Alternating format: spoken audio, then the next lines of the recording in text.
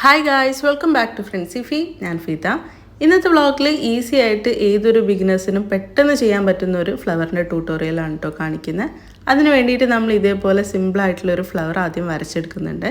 ഇതിനകത്ത് നമ്മൾ ഫില്ല് ചെയ്യാൻ വേണ്ടിയിട്ട് യൂസ് ചെയ്യുന്ന സ്റ്റിച്ച് എന്ന് പറഞ്ഞാൽ ലേസി ഡേസീൻ്റെയും അതേപോലെ ബ്ലാങ്കറ്റ് സ്റ്റിച്ചിൻ്റെയും ഒരു കോമ്പിനേഷൻ പോലത്തെ ഒരു സ്റ്റിച്ചാണ് കേട്ടോ. നമ്മൾ ആദ്യം ഈ സെൻറ്ററിലുള്ള പോയിന്റിൽ നിന്നും ഒന്ന് ത്രെഡ് മേലേക്ക് എടുത്തു. അതിൻ്റെ തൊട്ടടുത്ത് നിന്നും നമ്മൾ വീണ്ടും കുത്തിയിട്ട് മേലെ ഭാഗത്ത് നമുക്ക് എത്രയാണോ ഒരു പെറ്റലിൻ്റെ ലെങ്ത്ത് വരുന്നത് അവിടെ ഒന്ന് കുത്തിയിട്ട് നീഡിൽ പുറത്തേക്ക് എടുത്തിട്ട് അതിൻ്റെ മേലെ കൂടെ ത്രെഡ് ലൂപ്പ് ചെയ്തിട്ട് വലിച്ചു കൊടുക്കുകയാണ് കേട്ടോ ചെയ്യുന്നത്. കാണുമ്പം ഏകദേശം നമുക്കൊരു ലേസി ഡേസിൻ്റെ പോലെയും അതേപോലെ ബ്ലാങ്കറ്റ് സ്റ്റിച്ചിൻ്റെ പോലെയൊക്കെ തോന്നും. അടുത്തടുത്തായിട്ട് ഇതേ സ്റ്റിച്ച് നമ്മൾ വീണ്ടും വീണ്ടും റിപ്പീറ്റ് ചെയ്ത് കൊടുക്കുകയാണ് കേട്ടോ ചെയ്യുന്നത്. ഓരോ സ്റ്റിച്ച് ചെയ്യുന്ന സമയത്തും നമ്മൾ താഴ്ന്ന് തന്നെ റിപ്പീറ്റ് ചെയ്തിട്ട് മേലേക്ക് ത്രെഡ് എടുക്കുക. എന്നിട്ട് മേലെ വരുന്ന നീഡിലിൻ്റെ മേലെ ത്രെഡ് ലൂപ്പ് ചെയ്തിട്ട് വലിച്ചു കൊടുക്കുക. ഇങ്ങനെ തന്നെ നമുക്ക് ചുറ്റും ചെയ്ത് കൊടുക്കാം.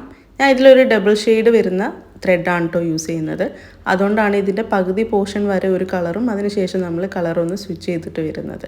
അപ്പോൾ ഈ ഒരു രീതിയിലൊക്കെയുള്ള ത്രെഡുകൾ യൂസ് ചെയ്ത് കഴിഞ്ഞാൽ ഓട്ടോമാറ്റിക്കലി നമ്മുടെ ഫ്ലവർ കാണാൻ കുറച്ചും കൂടി ഭംഗിയായിരിക്കും കേട്ടോ. അപ്പം നമ്മൾ ആ ഒരു ഔട്ട്ലൈൻ ഫുള്ള് ഫില്ല് ചെയ്ത് കഴിഞ്ഞു. അതിൻ്റെ ഉള്ളിൽ വരുന്ന ഭാഗത്ത് നമ്മൾ ഫ്രഞ്ച് നോട്ട് വെച്ചിട്ടാണ് ഇനി ഫില്ല് ചെയ്യാൻ പോകുന്നത്.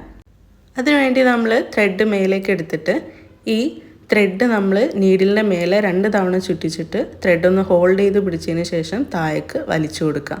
ഇങ്ങനെ ആ ഒരു സെൻറ്റർ ഭാഗം ഒന്ന് ഫില്ല് ചെയ്ത് വരുന്ന രീതിയിൽ ഫുള്ളും നമ്മൾ ചെയ്ത് കൊടുക്കുന്നുണ്ട്. ഇവിടെ ഞാനൊരു ഡബിൾ ഷെയ്ഡിൽ വരുന്ന ത്രെഡ് തന്നെയാണ് എടുത്തിട്ടുള്ളത്.